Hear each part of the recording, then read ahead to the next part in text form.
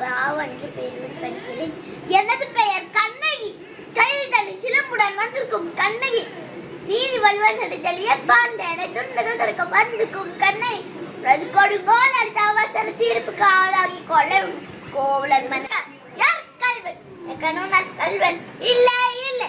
அவர்கள் மேல் நின்று குற்றம் சாட்டி நீங்களா தான் கல்வன். இதற்கு பேரன் நீதி, இதற்கு பேரன் நேர்மை, இதற்கு பேரன் நியாயம், இதற்கு பேர அரசு, மக்கு பேர அறம் காக்க மன்னன். கோப்பல் தேவி சிலம்பிள்ளை, கோவலன் தேவியாம் என்னோட சிலம்பில். நீயா நம்புறவருக்கு உன்னை நம்ப சொல்லிக்கிறார்கள். உன் மீது வாழ குறைக்க வந்திருக்க நான் குற்றவாளி. நீ குற்றவாளி. நான் தீர்ப்பளிக்கும் உரிமை உன் கையில் இல்லை. தெரிகிறார்கள் பெரிதன்மை பெரியார்கள். அவளை கட்டும் நல்ல தீர்ப்பு ஆதாரம் கொண்டு கூட்டினார்களே.